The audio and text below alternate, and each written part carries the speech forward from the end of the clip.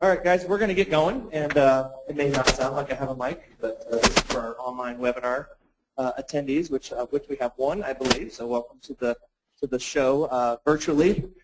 My name is Charlie Woodruff, and I'm the executive director of the USGBC Idaho chapter. Our office is right down the hall here, and so come by and see us if you want to chat with us what we're up to.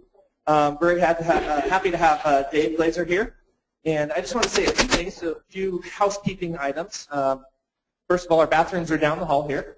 Actually, if you go to either end of the hall, you'll find a bathroom eventually. And for you online users, I'm sure you know where your bathroom is already, so it shouldn't be an issue for you.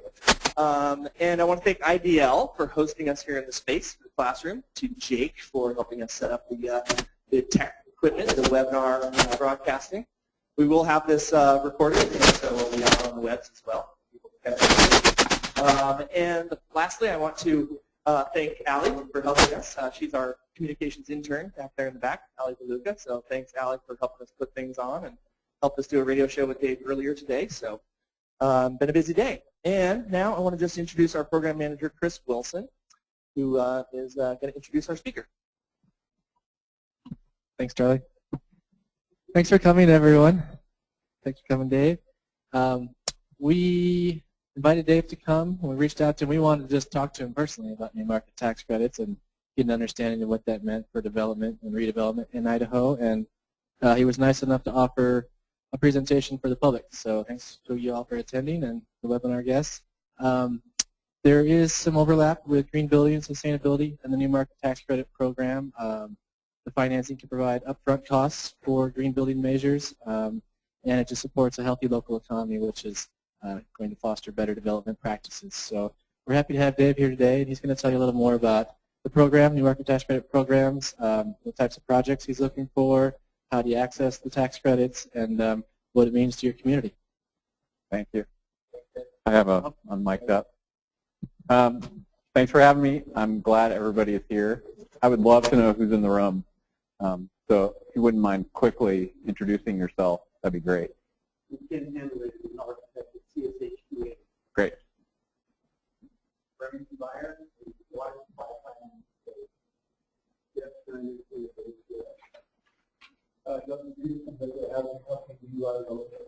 Yeah, sure. I'm still on the volunteer. Great. Okay. So I would love nothing more than to arm you with just enough information that you feel really comfortable picking up the phone and calling me to say, hey, would this work? In particular, I was interested to work with the Idaho Green Building Council because, for the most part, they represent a lot of architects. And architects, for us, are direct pipelines to potential projects that could use our help because they're often trying to put things together to make it work for their client. And so if they could pick up the phone and call us, amen, hallelujah, it's good for everybody. Real quickly at a high level, Montana CDC is basically a not-for-profit bank. We're not regulated. We don't have deposits. We do three main things. We provide capital to nearly bankable businesses. We provide new market tax credits financing to incentivize development in low-income areas. And then we also provide what we call the love, and that is consulting for the businesses that we finance to help them be successful. So as we're going along, please ask questions, challenge me, whatever. It makes for a much more interesting presentation, particularly this late in the day. And thank you guys for bringing, are there beers back there? There are beers? There are beers back there. So I expect a well-lubricated set of questions here in just a little while.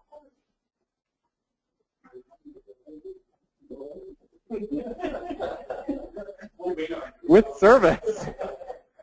So New Markets Tax Credits is a program of the U.S. Treasury. It is a program, as I mentioned, that's specifically designed to incentivize development in low-income areas with the idea that with a subsidy, normal market-based decisions could potentially move into areas that could really use that help.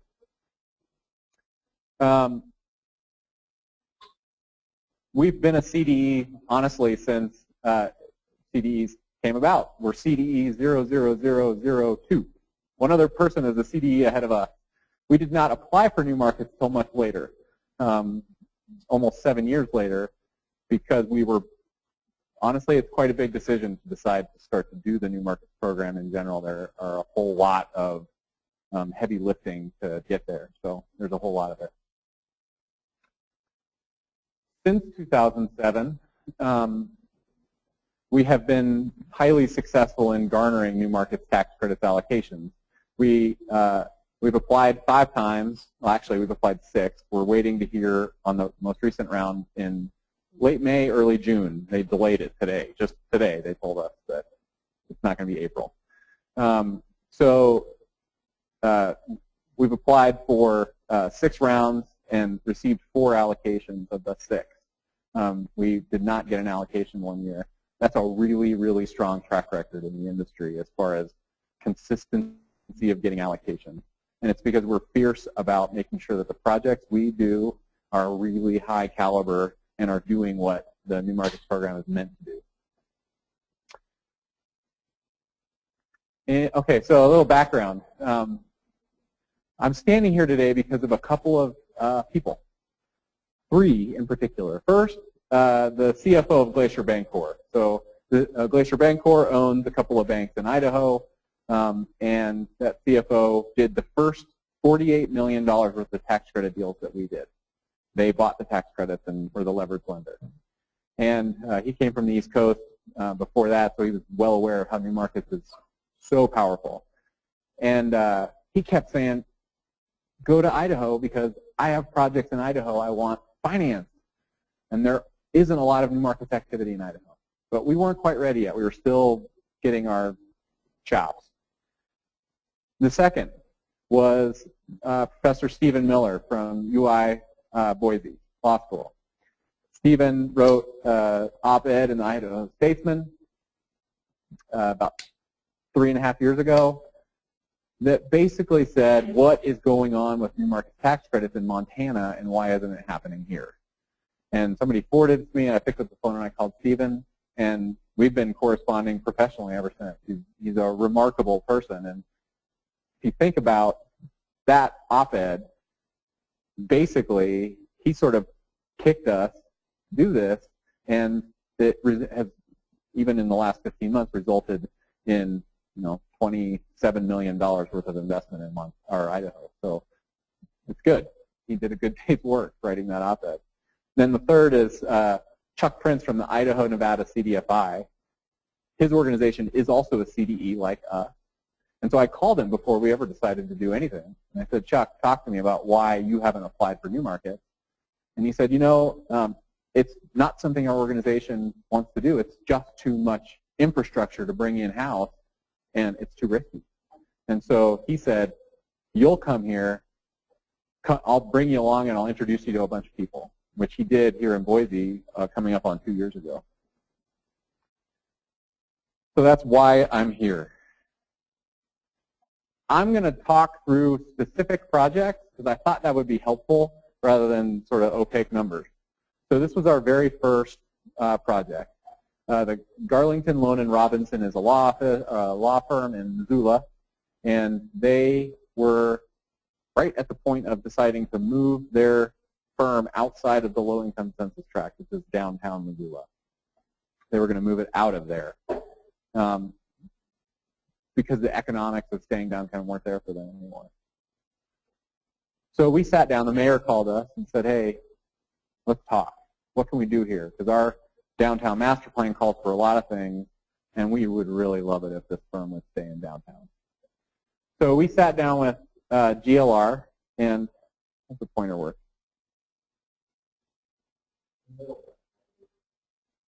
There we go. This is their old building. You can see a little 2-story number back here. We sat down with GLR, and they originally talked about doing a 4-story building that would easily house their needs for many years and growth. They're a growing law firm. with the new market subsidy in this project, we were able to work with them to build in a whole bunch of amenities for the city. First and foremost, it's the first LEED Gold building in western Montana. I think it's the first LEED Gold in all of Montana, but I was challenged on that, and I don't know for sure, so I'm not going to say it. Somebody said there's one in Billings, but LEED Gold building, which they would not have done without New Market. The second thing is the entire ground floor, there's retail, so it's interfacing with the street, which they would not have done without the subsidy, and the downtown master plan really wanted that.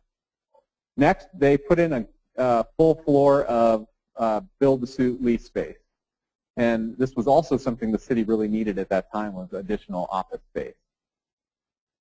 Lastly, they put in this pony floor. It's a half floor on top that's this beautiful open space that is available to nonprofits at any time to host events. It's a lot easier to raise money when people have had a few glasses of wine and the city is beckoning you, lights twinkling, everything. So additionally, they put in a conference space back here that is only for nonprofits to use, teleconferencing abilities.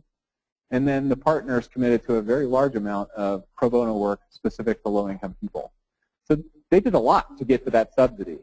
This is a $14 million building, and we're talking about a subsidy of 20%, roughly $3.3 million, to help them make this decision.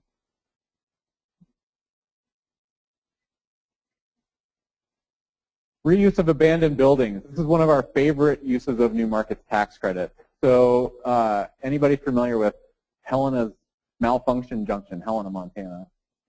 So this is the Smith Food Store, was abandoned for a number of years. Dick Anderson Construction and the hospital partnered to put in a rehabilitation facility as well as a fitness center. It's remarkable what this project has done since it went in. Businesses are popping up all around that area, which was once blighted, and people just did not bother stopping. And it's right in front of the state capitol. So this won second place in the country for best use of New Markets tax credits. Interestingly enough, this census tract actually flipped. It's no longer low income where this project is located. I'm not saying it's because of that project. It just flipped. Of interest. Dick Anderson, this is a good story about sort of New Markets, the brain damage associated with, and how great they are. Dick Anderson, when we finished this project, he's been around the block. He's done a lot of development in his time. And he said, you people are crazy. I'm never doing that again. That was not worth it. The following morning, I'm not kidding you, the very next morning, I get into work pretty early, 7:30-ish. The phone rings, and usually if somebody calls that early, it's something important. So I pick up the phone, and I'm typing, and it's Dick. And he says, hey, listen, I'm driving through Bozeman, Montana. Run this address for me and tell me if it works or not. And I said, you got to be kidding me, Dick. Just yesterday you told me I was a pariah because you never wanted to do these again. He's like, yeah, I thought about it overnight, and it's way too good of a thing not to use again. So in fact, he's already closed his second New Markets deal. It turned out to be in Helena, not Bozeman, but you get the point. Our first project, Kootenai Medical Center in Coeur d'Alene, yeah.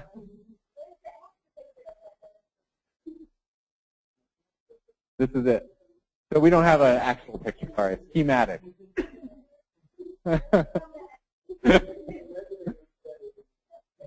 Actually, the actual looks better. They went with, instead of blue highlights, they went with corrugated, it looks like rust. It looks really cool. Very. Well, there are a gazillion of them across Idaho and Montana.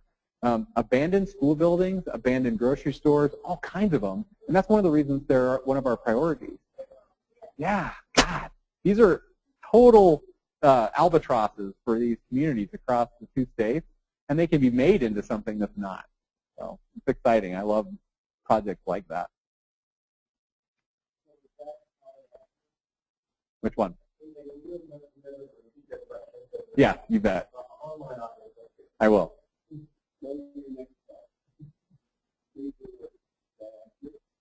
Helena, Montana. And it's not accurate. Coeur d'Alene, Idaho. You're the first person to catch it today. No, that's in Coeur dAlene. So interesting about this, so when we actually financed this, we were not yet able to finance Idaho. What we did was we carved out a portion of our allocation. We carved out allocation and used it in Idaho very strategically to build a pathway for us to do more work here. Yeah, question. I know that this is quarterly and it might be that we qualify. Do they go by census tract or SNFA? Or? Excellent question. Perfect question. So the question is this facility, the Kootenai Medical Center, how did it qualify for new markets? So first and foremost, it qualified because it's in a low-income census tract. Secondly, and just as important, well, you have to be in a low-income census tract for the most part. We'll get to that part later. It's a flexible financing tool. There had to be but for the new markets financing, this project wouldn't have happened. And so the economics of this project were not there for the developers. Parkwood Business Properties, I'm sure some of you are familiar. Great developers to work with. So the economics were not there for this to get done until new markets came along. The reason why this is important to the community, we're always solving for how can this project really benefit this low-income area. Coeur dAlene is a federally designated medically underserved area. There aren't enough doctors for the people that live there by a lot. And so, what's that? Right?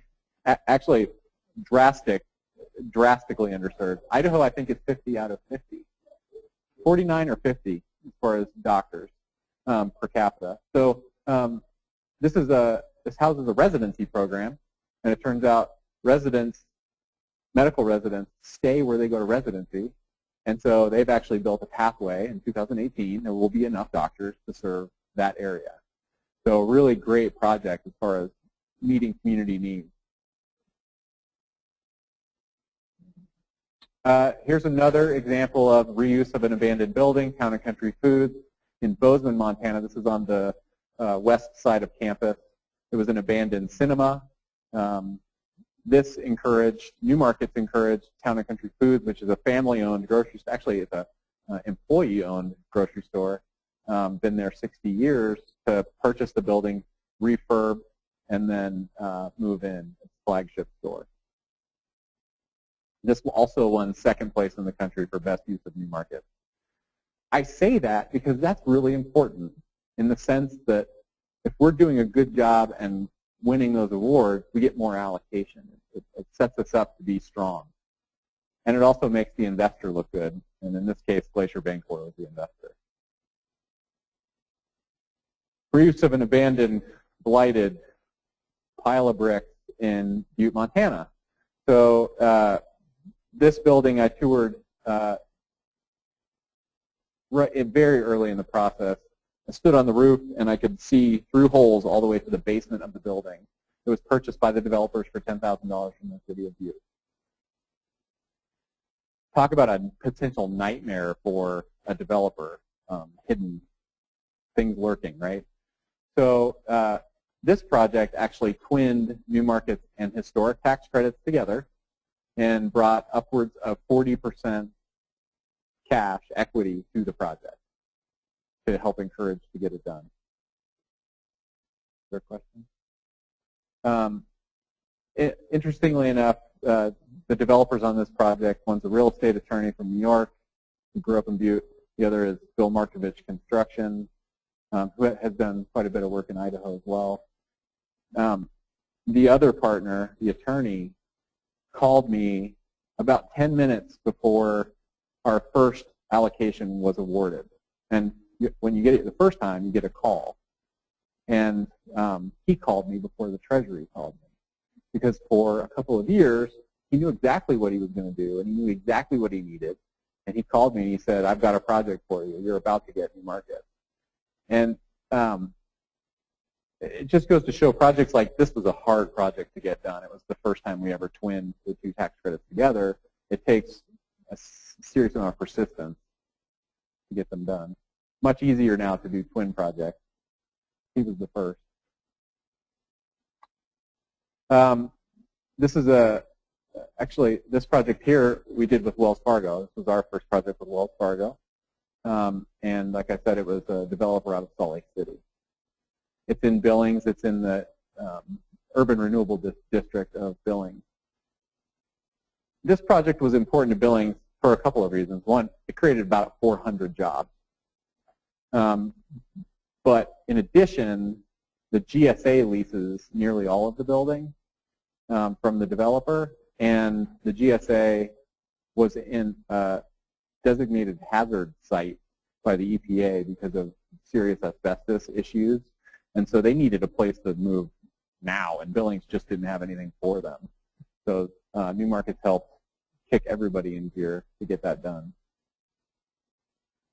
So I was mentioning earlier, I last year flew into Boise and drove from Boise back up to Missoula through Pocatello, Twin Falls, Burley, Rupert, Idaho Falls. Rexburg was the last place I presented in Idaho before heading home. And somebody in Rexburg said, why would we ever imagine that somebody with the name Montana would do any work in Idaho? And I, quick, no pause, said, because you're closer to me than other parts of Montana are, than Billings, Montana is. You're my backyard. And, it, you know, he smiled. He realized that what I was saying was absolutely true. For us, anyway, the border just doesn't matter. We serve both states, and we actually have very specific allocations for both states. This project came out of that meeting. Things pop up in meetings just like this, and sometimes it takes a little time, sometimes it takes more time, but they do get financed. This is very specifically, so this is the old building. It's going to go away. You can see the new building back here. This was also done with Wells Fargo as the tax credit investor and the leverage lender. There's going to be a new expansion here where that building sits. So in addition to financing for-profit enterprises, New Markets can be used for nonprofit facilities as well. And so this is Mission Valley Aquatic. At that time, it was the smallest project we'd ever done, $5.95 million. It's an aquatics facility and a therapy pool for diabetic patients of the hospital there on the Confederated Salish Kootenai tribe. So what does it look like roughly? We'll use round numbers. On a $10 million project, New Markets can provide upwards of 20% of the capital. And it comes in the form of low interest, interest-only debt for 7 years, which is solving for $15,000 in debt service coverage. So really low interest. And at the end of 7 years, it becomes a grant to the project. There's a put-call agreement at closing, torn up, becomes a grant to the project. They are solving for a tax event from day one, or should be. For a nonprofit, obviously, there's no tax event. It's just a grant to the agency. The rest comes in lots of different sources. So for a nonprofit, it's grants from different agencies, it's capital campaigns, it's all kinds of different places. For-profit companies, it's leveraged loan from a bank, owner equity, equity, partners. The program itself is incredibly flexible when working with different funding sources. So there are only a few off the top of my head that really don't work with New Markets. 504, SBA 504 program will not work with New Markets tax credits. Many EDA programs don't work with New Markets tax credits, but those are the only ones that pop to mind as just non-starters. Yeah, it has been done. Yep. Sorry. Someone in the audience asked if the SBA 7A guarantee program works with New Markets, and it has been done. I say it has been done. That's one of the things I love about this program. It's, what, 14 years old? 13 years old? And so it's in its infancy, really. Oh, teenagers. figuring out new ways to use it to get things done, and that is fun to figure out. So general criteria. I mentioned earlier the project has to be in a low-income census tract. I'm now going to retract that and say that, yes, it has to be located in a census tract unless that business for the 7-year period is going to employ 60% or more low-income people at time of hire. So encouraging hiring low-income people is another way to do it. It's called targeted population. And we have closed one targeted population deal, and we're just about to close another in Idaho. And so this is a way, particularly when you think about light manufacturing, hotels, if you think about the people working in a business, if they're probably low income, then it's worth going down the path and seeing if it might work. It's a lot more work for the project, but it's still worth the subsidy. High community impact. You know, I've mentioned briefly a couple of these projects. You know, this isn't a program just to make the deal sweeter for developers. It is really meant to incentivize action that otherwise wouldn't happen, investment in a low-income area, and it's also meant to drive a lot of community benefits. And these projects are projects that if you walk down the street, people are like, yeah, we really want this done. This is so important, and here's why. Question? So if it's a census tract, I get that. What's that cutoff for? It totally depends upon the census tract. Yeah, sorry, that's a very technical question. The question was, how do you know a worker is low income, basically? And it depends upon HUD data in each of the census tracts. And so we actually look up the census tract, figure out what that looks like, what the median income is of that census tract, and then we figure out what a low income worker in that area would be. Exactly. Yeah. Yeah, because otherwise, you know, New York would, I mean, everything would be low income here. Total project costs exceed $4 million. So that's a pretty low threshold for new markets in the country. And we've done that over time. We started at 10 million and backed it down as we went along and got better at it because there were so many projects of that size across Idaho and Montana that could use new markets. And so below 4 million, there are a couple of organizations in the country that have put together innovative models that can be smaller. We're going to watch how they do for the first couple of years. It's very risky, and if they can get that to work, we would consider the same thing. But for right now, 4 million is the threshold, and it has to do with economies of scale. You pay the same attorneys and accountants and everybody else to close these things on a 4 million that you do for a 10 million. So that's not a whole new Exactly. That's exactly right. That's internal to us. Yep. Somebody asked, thank you, sorry.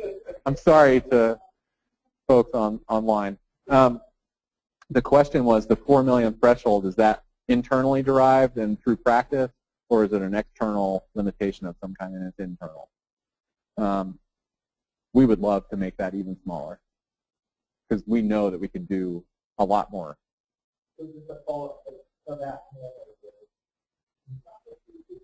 Just a follow-up question to that. You mentioned earlier that it just takes too much infrastructure needed in-house to do this, and I think that was Chuck Price said that. Chuck Prince, yep. Prince. Is that part of it? I mean, is it just the legal team you need, the expertise? I mean, talk about that infrastructure that you need to be able to make these deals happen and how you've gotten better at it over time. So internal infrastructure doesn't have to do with attorneys. We use attorneys on a deal-by-deal, and they are external to the organization. I'll get to that in a second. Internally, though, the compliance on these deals is really laborious.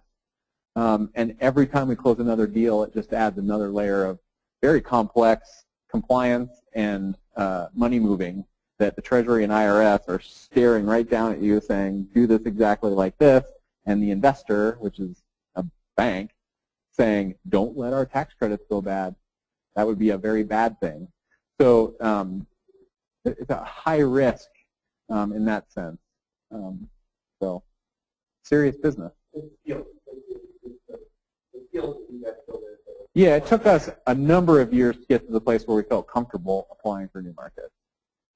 But your other question was to deal size and basically how we've learned to compress the size of the deals smaller and smaller. That has everything to do with the team of attorneys and accountants that we use to close these deals. We use the same team on every single deal, representing the project, representing us, representing the bank. And what that does is it allows us not to reinvent the wheel every single time we get on the phone. It's really expensive to put these very complex models together. So that's how we've kept costs down. It's great. There was another question. Mouthful of food. Taking the next question. So, apply credits to treasury, match them up with the investor, project developer. But what comes first? You have to have a project that are going to go for 35 credits, because the credits not So the question is, how does the process work basically from tax credits to project? So all the time, we're out looking for potential projects across both states. Today, we have about $1 billion worth of projects in some phase of movement. We have to have those projects in order to demonstrate the need for more tax credits. We apply for the tax credits, we get the tax credits, and then basically when we bring somebody in our pipeline, we say, your project qualifies, we really like your project, it would be strong, and we know we have a very good chance of being able to find an investor for it. Not even a good chance, we will be able to find an investor for it. We're not going to bring a project into our pipeline unless it looks like that. We get allocation, and then we say to the project, go raise the other 80 to 85%, depending on the size. Go get your equity, go get your debt, you need signed, everything, ready to go. If you come back to us with that, and if we have allocation, you get allocation. We will commit it to you for a period of time while we sew things up and get a closing going. And if we can't get in that commitment period, it's usually 45 to 90 days, signed term sheets ready to go, well then we'll take the allocation and put it into the next project. It's very rare where we actually have to do that, but it has happened a couple of times. Most of the time, once we choose a project and we commit the allocation, we go to close. Because otherwise, we would end up wasting a lot of time and not be competitive. Is that the only question? Yeah. So it seems like, from what you've shown us so far, it's primarily commercial that you've done. And I noticed the bullet point at the bottom there. Have you done residential? And if so, what types do you find work well? Great question. So that's why we have this picture here. Cue the slide. So at least 20% of the gross income of the project has to be commercial. So this is a program meant to incentivize commercial in low-income areas. That said, these 3 floors are residential in this building. This is a grocery store, and then in the basement of that building is a children's museum sort of dedicated to science and mining. Yep. And in this case, these apartments are below market so they can incentivize people to come move into the census tract.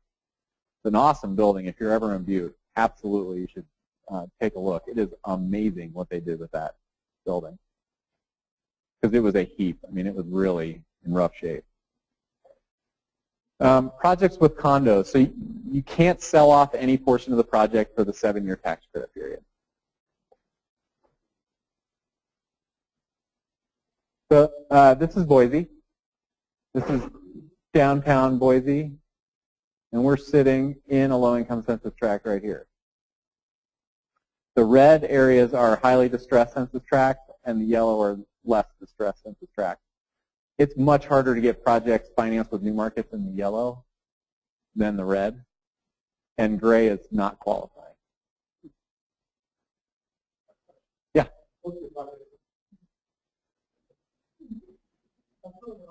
Most of your projects have been construction or big renovations. What about a company that's looking to expand and just buy a building and move, like maybe equipment or manufacturing into it? Those are sexy. We love those. We like those even more.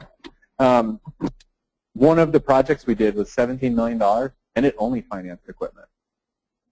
Awesome. There's a big push in the U.S. to bring manufacturing back, and so what better way than to incentivize companies to ramp it up, expand current facilities, buy a whole bunch of equipment. One of the projects done in Oklahoma was a bottling line, huge bottling line, obviously. So that's a good question. What's the delineation between the two census tracts? What's the number or? What's the number? What do you mean? Well, they're all low income, but some are more than others. What's the? Yeah, so each one is different. Each one has a different AMI. Is there a height? Average median income. 80% of AMI. Okay. Yep. Okay. Sorry, I didn't understand it first.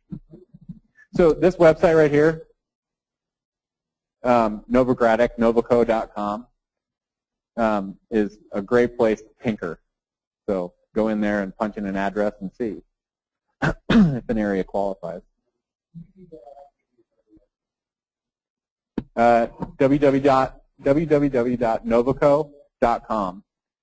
There's a longer lead there, but if you just go to that website and go to the New Markets toggle, click New Markets, and then there's a mapping tool. Click on the mapping tool. And I'm sure that you guys will post this on your website. Another question. Yeah. My understanding is Novographic also sells services. Novogradic absolutely sells services. Mention that before you send everybody that. So does Resnick. We actually use Resnick as our audit firm. That's why I try to spread the love around a little bit. Resnick also has a mapping tool. They're both accounting firms that specialize in tax credit work. They're really top-notch. What's that? So is their fee. But, so here's the thing. As the project sponsor, there are large fees in these projects, but the project sponsor doesn't pay them. When you look at your pro forma, you look at your project, if it's a $10 million project, you can pretty much count on $2 million in subsidy. The fees for all of that work come out before the subsidy gets to you. We pay the attorneys and the accountants before it gets to you, so you don't have to worry about it after that closing. Yeah, that's exactly how it works. Novogradic also does packaging. That's different. So sizes have ranged from, well, actually, they're much smaller now than 4 million. But for our purposes, 4 million with us to very large, over 100 million. The largest project that I can recall was in Oklahoma. It was just over 100 million.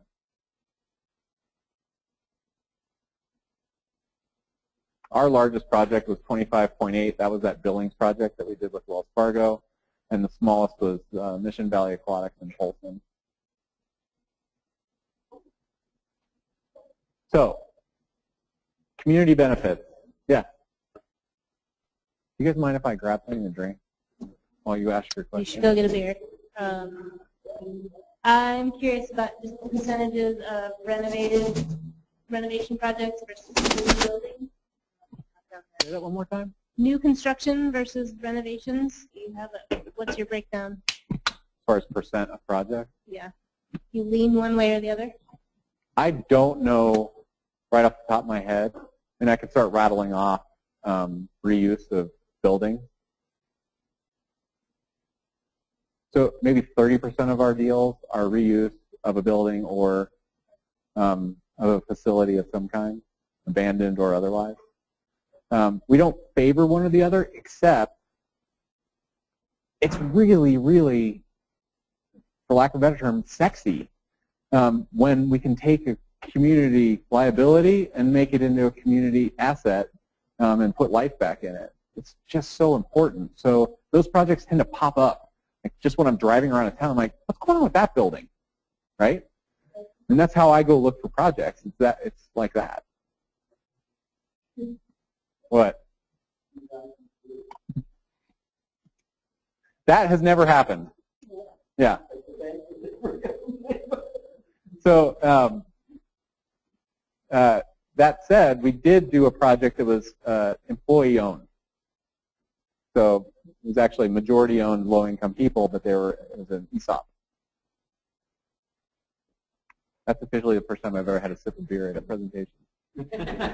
I'm curious how many of these projects have come to you and how many of them you've gone looking for. So two different questions. First, we spent a lot of time on the road, a lot of time.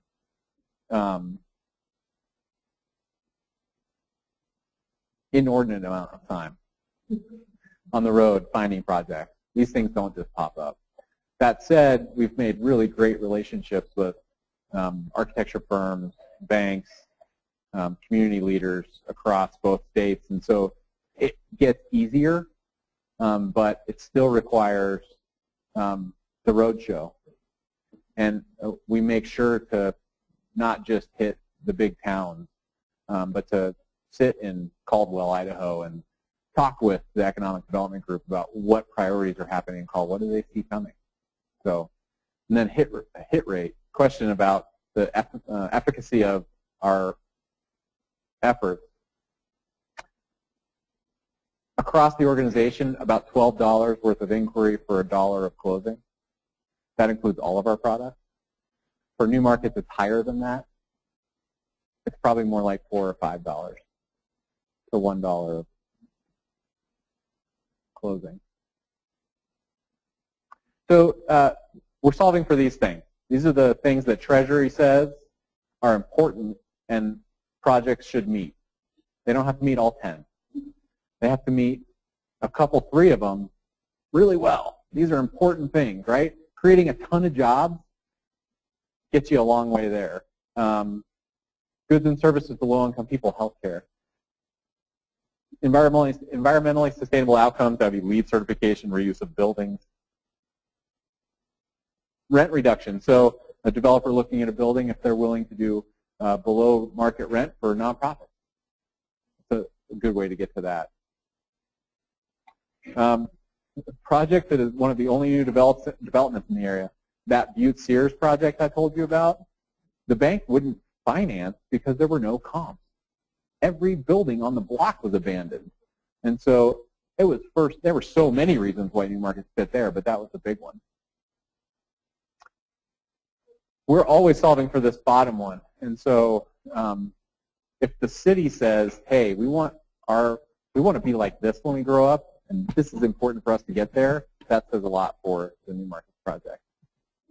Does this list vary regionally, or is that across the board? Across the board. Across the board. Yep. Good question. Do they weight those points regionally, or? No, they aren't. The Treasury, they have just come out with this new thing where they're incentivizing manufacturing in certain parts of our country with new markets. Detroit being one of them. Yeah. So they are definitely trying to do that. Years ago, Senators Rockefeller and Baca pushed hard to make new markets more accessible to rural communities. So there is actually a carve-out for rural. So that helped a lot because competing against urban projects are just really bleeding heart, like, wow, this is really important. Rural projects tend to be much harder to put together and find and are smaller.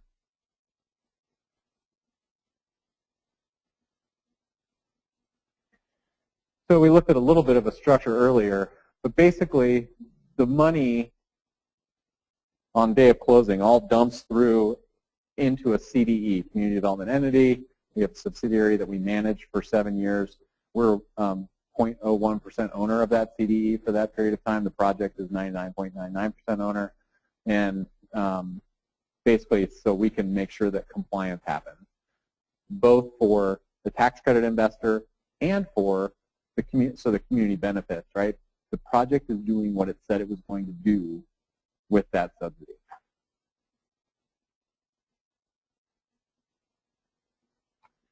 Office buildings are a very clear example. We can also twin with energy tax credits. We have not done a project like that yet in Idaho or Montana. We've certainly looked at a lot of them.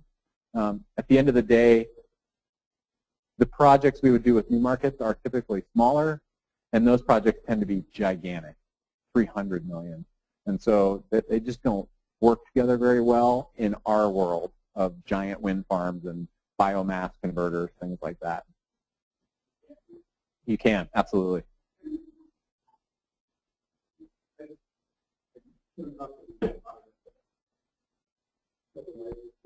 I came across the wind project a couple of years ago, and I think it was the renewable energy tax credit with 30% of the project was funded by the government.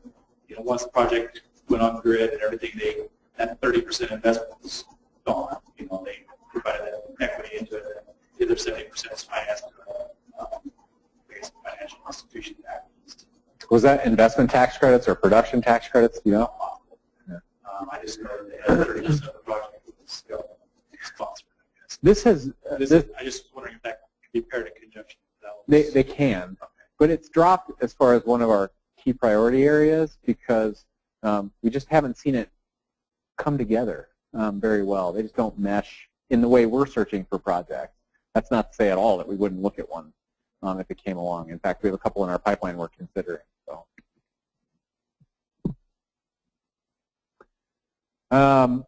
mixed use.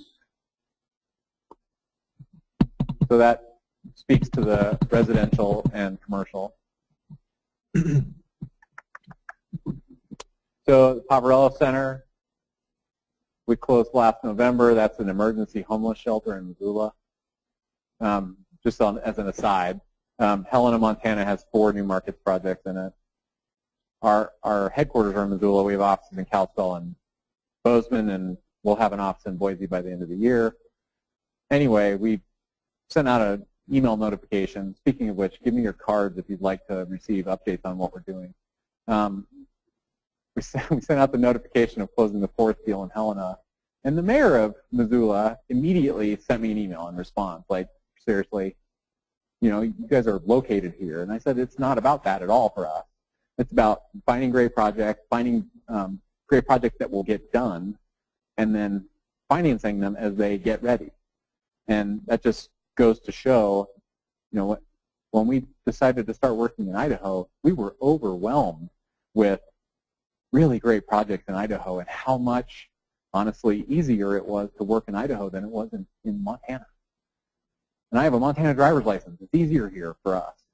The state, for whatever reason, is wired to utilize resources like this better. Don't tell people in Montana I said that, even though I'm being broadcast. Dave, you're a Westerner, and you remember when the sequestration happened and national parks had to close down for a little while. So how much longer will the Treasury continue to provide this great program? Do you see any changes coming? Are we going to see more new market tax credits available in the future? So that's a complicated question. First, I'll answer the sequestration part. This is part of the tax code, so it's not affected by sequestration. It's not direct spending in the budget. It's spending in the tax code, which makes it vulnerable for extenders, extension of the Bush tax cuts. I am not nervous about extenders happening again. I think that they will happen again.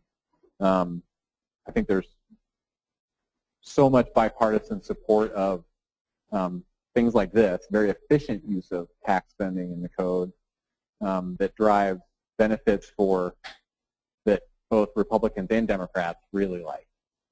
I'm not worried about short term. Long term, so it would be great if this program was permanent. It's really hard on us, on the banks, on developers, on businesses involved in this program, it not being long term. There's no predictability. And so I can tell you specifically, we've had banks talk to us like, we can't engage in this because we don't know what's going to happen with tax reform.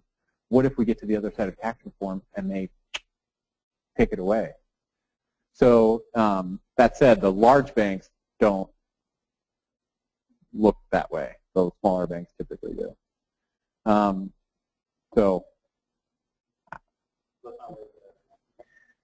So here's how we, as an organization, man, as a business, we plan for the worst and hope for the best.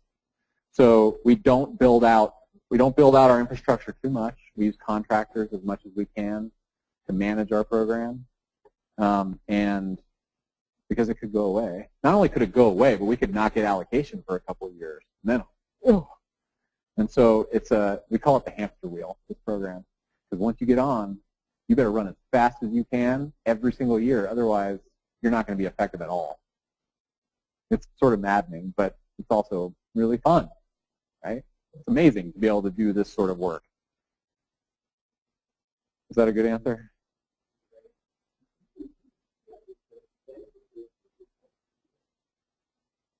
So it hits a lot of things, right? It incentivizes market decisions, so developers. It incentivizes banks to invest in places they otherwise might not. And it incentivizes things that directly benefit low-income people. It's one of these magic little puzzles that everybody say, yeah, hold this up and we win.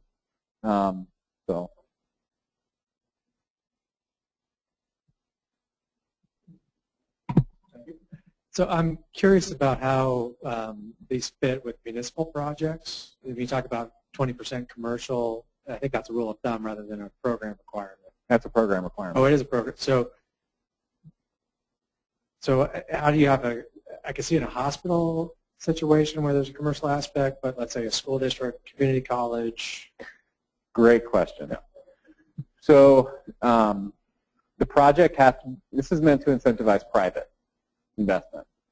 The project can't be government-owned anything. It can be a privately owned building leased by a school or a hospital or whatever. In fact, we're looking at a project in Idaho that is a nonprofit leasing a government-owned building, but the lease is long enough that we think we might actually be able to say, look, even though the government owns this building, the lease is with a private not-for-profit delivering health care, and we can get around this rule, not get around it, but bend the rule to make it work. So it's meant for private. Thank you. Yeah. I'm curious if you track these projects over time. We do. And are they as successful as hoped for? Do they revitalize other neighboring properties? Awesome question. So as part of, in order to be great at this program, you've got to reinvest a lot. I mean, we make money on this, right? We reinvest it in a lot of different ways. One specific way is we hire contractors to go in, third-party people, and do economic analyses of our project every single year post-close. That's expensive. But what we get out of it is really interesting data about, well, it said it was going to do this, did it deliver, and did it deliver all 7 years? And so then we can turn around and sell that story all over the place. I mean, it's amazing. It's so interesting. And the other interesting part of that is some projects kill it more than we ever dreamed. And then other projects didn't have the economic impact, the broader economic impact that was projected up front. And, you know, in-plan analysis, economists can sit around and debate all day long if in-plan analysis is effective or not. But it's basically close on most of the projects. The Butte Sears, I can tell you very specifically, holy cow, did it have a much more drastic effect than we ever imagined. Every building around it has been developed since then. I mean, that's startling, right? A new restaurant went in a block over. A couple of other buildings in the block behind it are being redeveloped for condos. And so it's like somebody flipped a switch, and banks said, hey, this might be just a little bit better for us than it was originally because we have a comp. So this is maybe a little bit related to my municipal question. The Aquatic Center that you had up there, can you just kind of walk through how that was structured in terms of, it's a nonprofit. Mm-hmm. Are they leasing the facility from a private developer? They own it. They own it. Yep. Okay. And so in that case, that project had been going on for, they've been trying to raise capital for 4 years. There are some pretty wealthy individuals in that part of Montana who had ponied up quite a lot of capital in the capital campaign to make the project happen, and they had gotten to a place where it wasn't going to go further anymore. And the executive director called us, actually a board member called us and came down and sat down with us and said, I really actually think this could work. Let me show you the model. And we said, you're right, it absolutely could work. New markets would be perfect here. And so we did quite a lot of work. Nonprofits are harder, right? Because you have a board of directors who are not paid and all kinds of reasons. Decisions are harder to make. But ultimately, it was about 18 months, and we closed that deal back in June. US Bank was the investor on that one. Okay. And we really like to do those projects. Nonprofit facilities, particularly in rural communities like that, because they can really sort of turn the tide for a low-income community in a good way, whether it be healthcare or recreational, whatever, YMCA, who knows.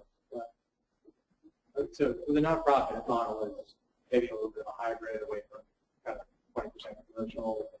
I guess that's commercial. That's commercial purpose. Yeah, okay. Exactly. Yeah. Yeah, I mean, I run a nonprofit. We're absolutely a business organization. We just invest our profits in other ways. So, yeah. So Dave, to go back to the swimming pool example, your 20% of the revenue must come from commercial. So you consider the dues that people pay in the admission fee. Exactly, fee revenue. That's the people show up and pay money to get in. And then the component where you had the swimming therapy for diabetes patients, was that donated to the nonprofit group or to the hospital? That's fee revenue too. So the fee hospitals revenue? charge. Yep, absolutely. Yep. That's a good question. That's interesting. That's the second time that's been asked today, and it's never been asked before. That's interesting. Yeah, apparently.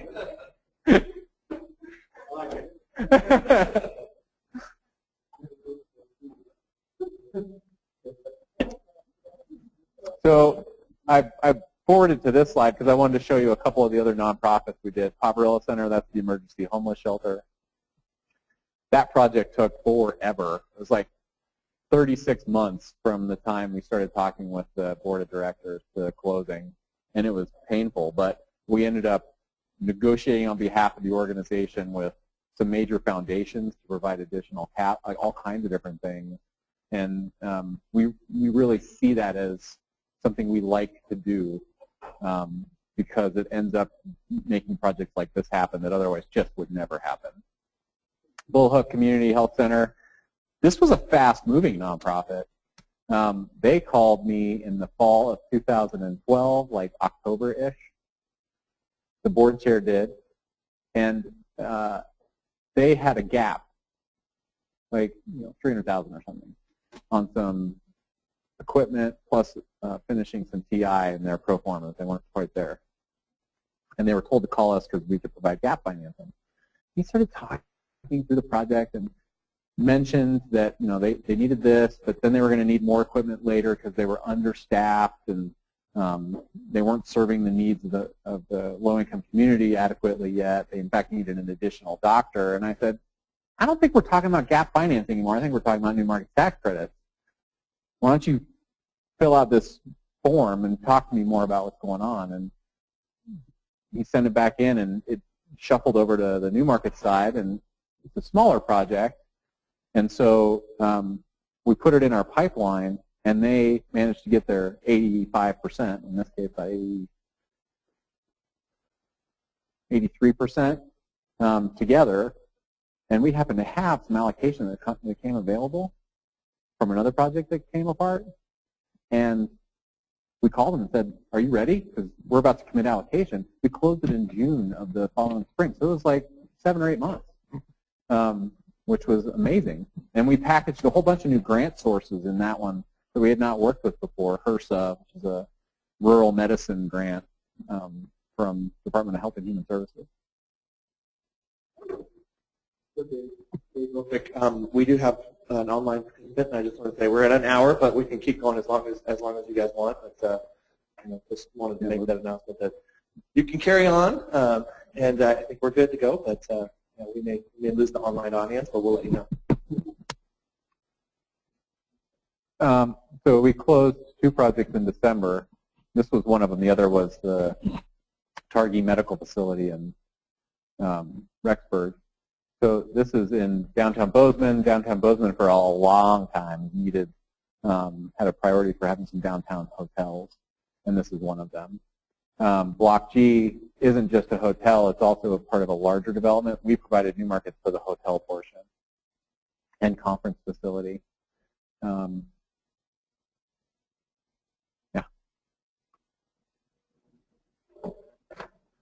So I wanted to ask you about the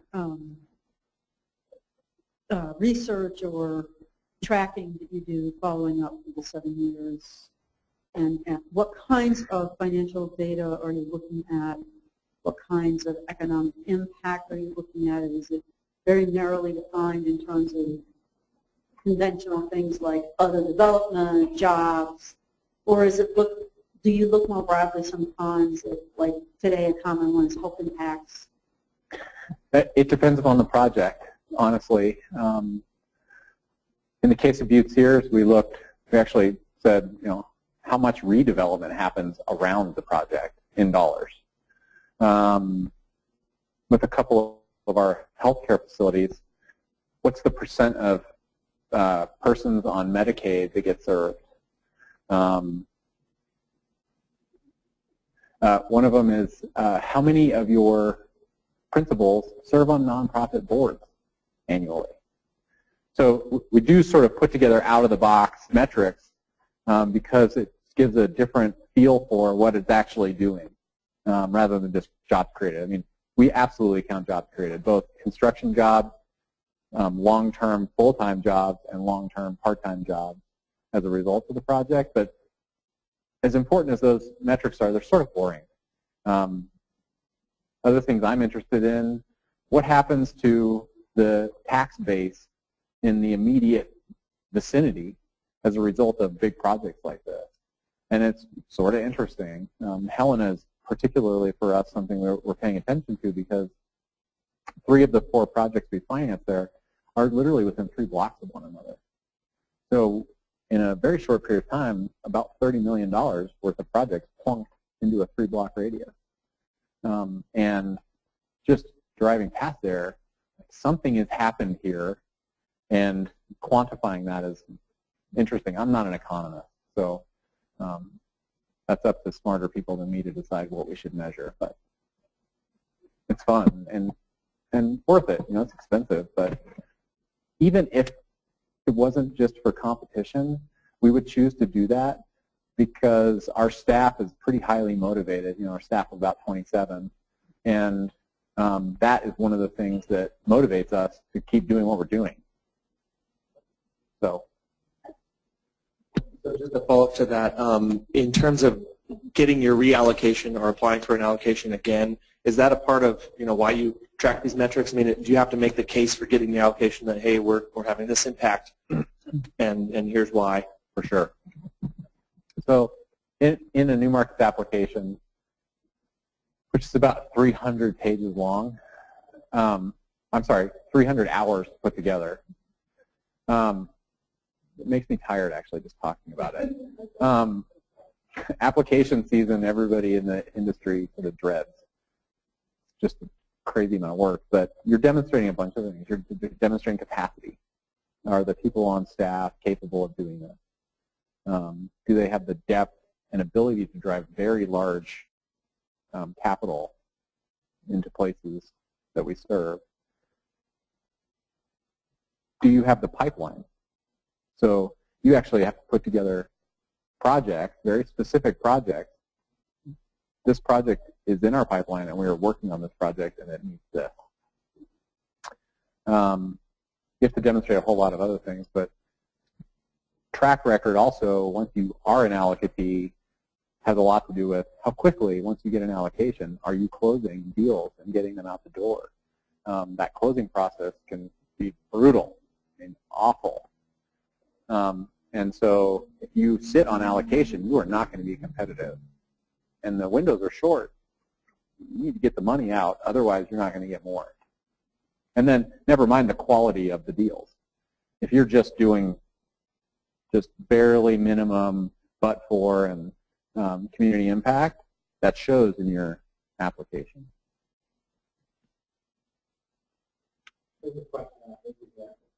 Yes! I haven't had a zinger yet today. So who's your competition in Idaho for these projects? Oh gosh, I don't hate that at all. Somebody called me, not a zinger. Somebody called me. So we have a bunch of people on our New Markets Advisory Board across Idaho. And one of the advisory board members called me and said, hey, this organization called us and was wanting to do a project here. Are you okay with that? And we had a great relationship, and we looked at some projects. I was like, hell yes, it's more. I mean, the capital is constrained. There is far more demand than there will ever be resource. And so we end up working in conjunction with, Wells Fargo has a CDC, US Bank, Zion's used to, Key Bank. These are all active CDEs in the country. And we work really cooperatively together to get things done. So that's not even something that enters my mind. Would I share our application with Wells Fargo CDE? No. Would I share our pipeline with Wells Fargo CDE unless we were looking at a deal together? No.